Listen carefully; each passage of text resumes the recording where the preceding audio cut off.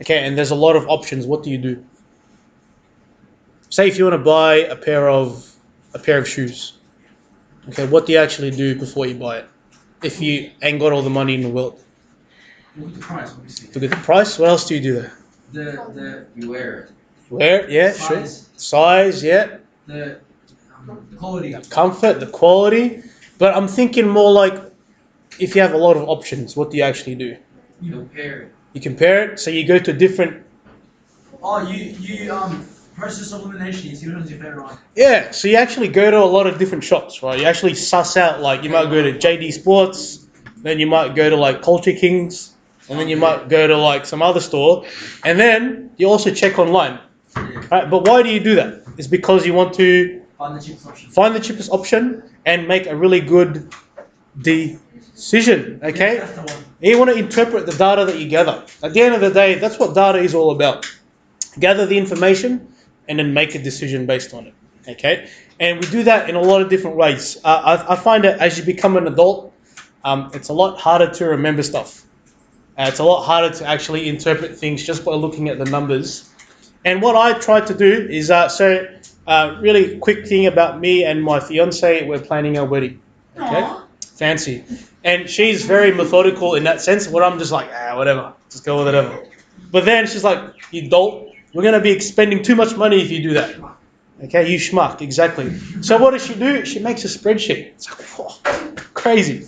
Makes a spreadsheet of all the stuff that we spend, everything that we've checked out, how much this is going to cost, what are we estimating for this, okay? And she makes a spreadsheet. And I think she's going to go a little bit extra and make a graph out of it. But I'm like, baby, I don't think we need that. But it helps, okay? It helps to actually represent your data in a specific way so you can make a good decision about it.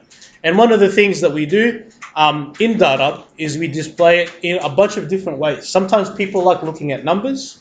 Other times people just like looking at graphs. Okay, it really depends on your preference. But we're going to learn about how to put the data into different sort of displays. So you've got your frequency tables. That's one way that people show data.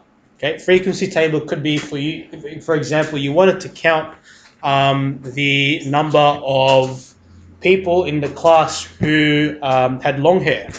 Okay, you could write how many long, how many short. You put it in a frequency table. Okay, and you can use frequency tables for any sorts of data, but mainly I find you can use it for categorical and numerical, depending on what you're looking for. Okay, okay, frequency tables. Okay, display the following data. You have to show me the frequency, okay, and the percentage. There's also one more that's missing there, but I'll show you in a second. But the variable, which is the thing you're looking at or the thing you're counting. So the item or the thing that you're actually counting for the frequency tables. Let's say, for example, I wanted to count the number of dreads on Nick's hair. Okay, I'd have to count that individually, wouldn't I? Okay, or I wanted to count the number of people wearing jackets. That's the variable, okay, the thing that I'm counting. But those are three things you have to show in a frequency table. The variable, the frequency, so how much of that thing there is, and then the percentage frequency. So this percentage frequency is a percentage overall. Let's say, for example, I count the number of boys and girls in here. There are 1, 2, 3, 4, 5, 6, 7 guys. There's only 7 of us. Wow. And then there's how many girls? 1, 2, 3, 4, 5, 6, 7, 8, 9, 10, 11. Okay. 11 plus 7 is how much, guys? 18. Okay. And out of that 18, okay, 7 are males and 11 are females. Okay. Now, and in terms of a frequency percentage, for males, there are 7 out of 18 males. Okay. And then for females, there are 11 out of 18. Okay. Easy. Now, but you can't finish there. In terms of a percentage, this is the formula that we use here. Yeah. I think most people know how to find the percentage of something. So it's the amount for that item you're counting divided by the number of the total people times by 100. So for example, if I wanted to find the percentage of males in this class, 7 divided by 18 by 100. Okay, you just put it in your calculator.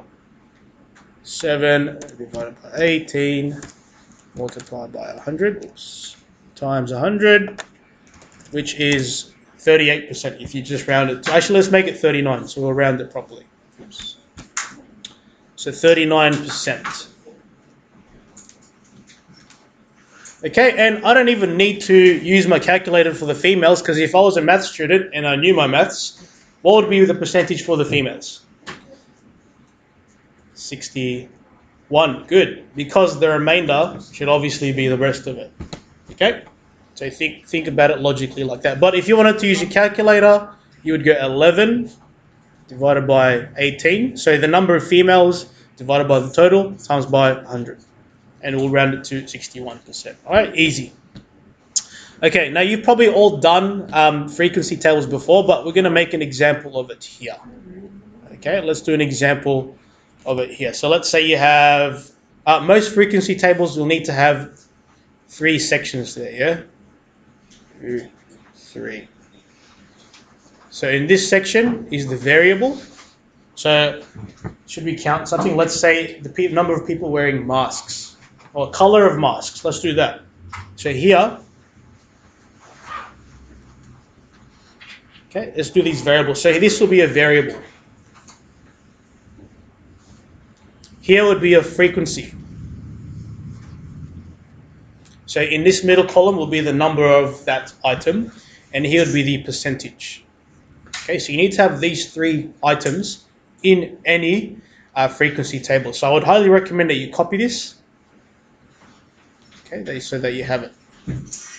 Okay, so the color of masks in this classroom. Okay, let's do that. Color of the mask. Okay, and let's pretend that Torio is also wearing one. Okay.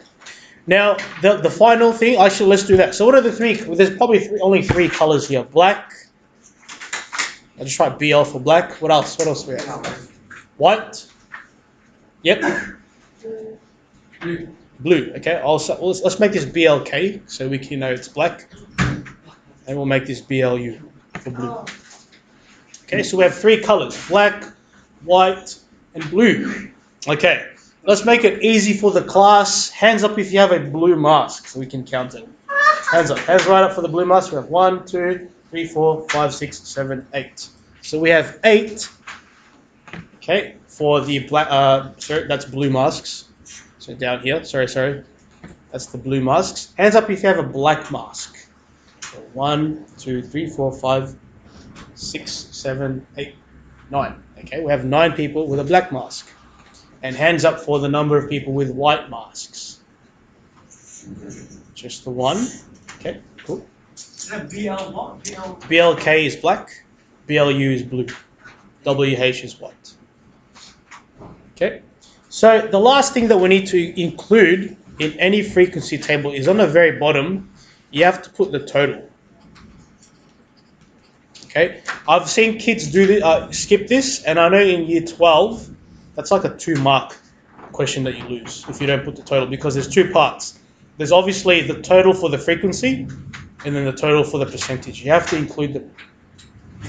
All right, so let's put the totals together. 9 plus 1 is 10, plus 8 is 18. Good, so we have a total of 18 people. And then in terms of percentage total, it should be 100%, okay, for the percentage total.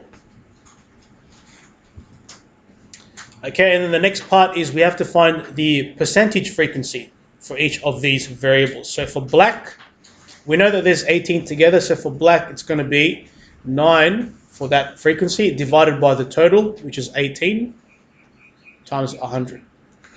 Okay, so 9 divided by 18 times 100 should be 50%. Very nice. 50. So for the percentage frequency, 50% for black. For the whites, let me put the arrow there, this way, sorry. For white, you've got 1 in terms of frequency divided by 18 times 100. I actually don't know that off the top of my head. 1 divided by 18. It might be 5%. 5. We'll make it 5. We'll make it 6. Make it 6, yeah. Round it up to 6. Good rounding. So 6%. Now, and you don't have to be a genius to figure out what the rest is. 44. 44, good. So this should be 44%. Okay, should be, but you can double check it if you want and go 8. 44.4444. Yeah, so we can round it to 44%. Okay, really easy. Okay, so you want to make sure in any frequency table you include these three things: the variable, the frequency, and then the percentage for that variable. All right, easy. All right. Okay, now there's already an example there, but we could do this one if we wanted to. Okay. Have you copied that down? I want to move on. Okay, let's move on. Let's try this example here. So here you've got, again, the same thing. You've got the variable, the number, and then the frequency. What I want you guys to do is to do it for these items here. So you put the variable in, the number for each variable, and then the frequency percentage for each one of them. Continue recording. Shh. So at the end of the day, remember, the point of all this is to try and make a decision from the end of it. Yeah, so record the data, make a decision. They could be using this for whatever purpose, but this could be from, for example, did you guys do the survey today to get your free lunch? Yeah. Did you get to choose what to? Yeah. So this is an example of where that would be used, right? So they actually did that survey, so they know how much to get of what item. Okay, they're not all going to get sandwiches because not everybody would want a sandwich. Okay, next display is a bar chart. Okay, a bar chart. So in a bar chart, generally it's very, very similar, or they're interchangeable with your frequency table. They'll have very, very similar information, just displayed in a different way. So in a bar chart, you're either going to have the frequency or the percentage, either one. So what that means is you're either going to be displaying this data or this data here, one of them, depending on what the person wants. You have to make sure in year 11, again, the interesting thing is if they ask you to show the frequency, or the percentage frequency, but you instead show the frequency, that's another mark off. You have to be very exact and you follow the instructions properly. So the frequency or the percentage frequency on a vertical axis. So what that means is, let's say you have your x-axis and your y-axis. Okay. Your frequency or your frequency percentage is shown here on this axis right here. Let's make that obvious. Let's go the vertical axis, which is the y-axis. Okay. And then the next thing that you have to show is the variable. So the variable is this stuff here. These guys. You got to show these guys, and they go on the x-axis. The horizontal axis, which is this. You got to show both of them. Okay, don't skip. Also, don't skip on it. As in, don't go. For example, if I want to show this stuff here in a bar chart, you don't go SW and SL and then skip the pies, for example, because obviously you shouldn't do that. You lose a mark for it. Obviously, we draw bars. Okay, because it's a bar chart. Also, keep in mind that the bars are separate. Okay, for a bar chart, bars are separate.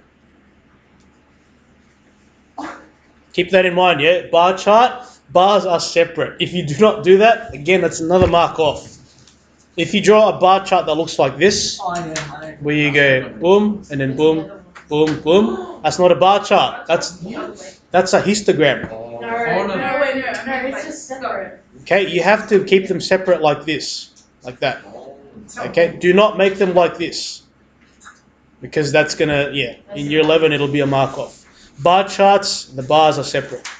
Okay, you have to make sure they're separate. Sorry for the bad writing. And obviously each bar is a variable or a category. Yeah, one bar is a category. Let's go with an example here. I'm actually going to use this information. Okay, this information of our masks. Let's stick that here. Okay, I'm going to use the information of our masks and we're going to transfer it into a bar chart. Let's do this. Okay, let's do it. So in terms of a bar chart, remember what the variables are there, yeah? Oh, in any bar chart as well, you've got your two axes. axes. You've got your x and y axis, yeah? So remember, this is your x-axis, and this is your y-axis.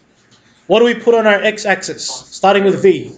Variables. Okay, what are our 3 variables in our masks? Black, white, blue. So let's put that in. You've got BLK for black.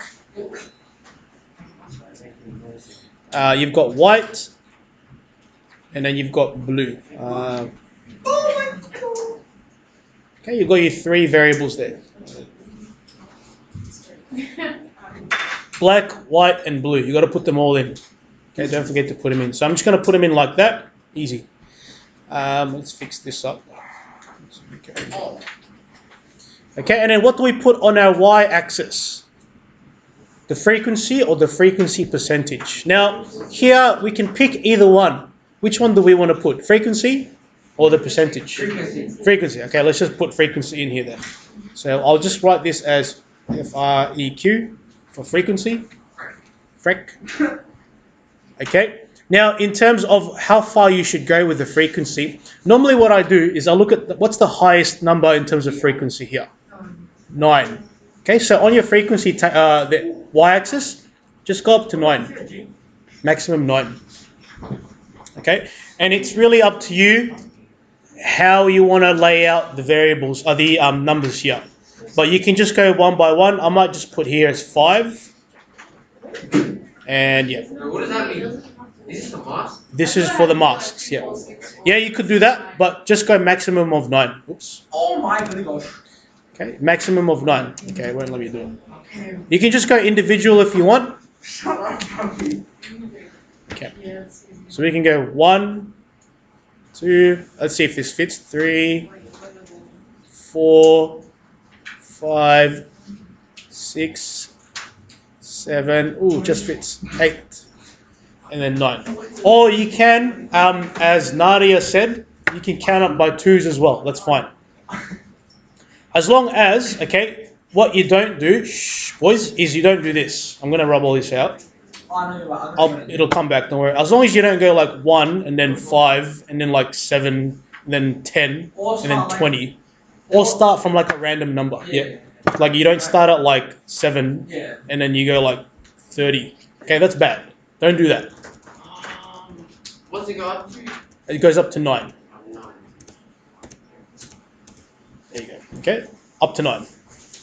Because the highest frequency in my mask is 9. Also, I keep telling you guys this, make sure that you label your bar chart. That's also, funny enough, another mark that they take off if you don't put it in.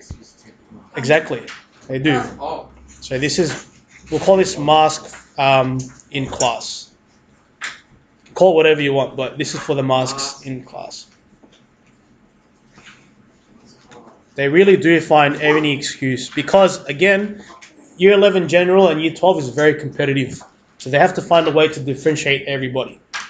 All right, bar chart, nice and easy. Okay, let's go and put them in. So for black, how much do we have? We have 9. So let's put that in. So our bar should go up to the number 9. So you start here and then put your bar all the way down to the x-axis.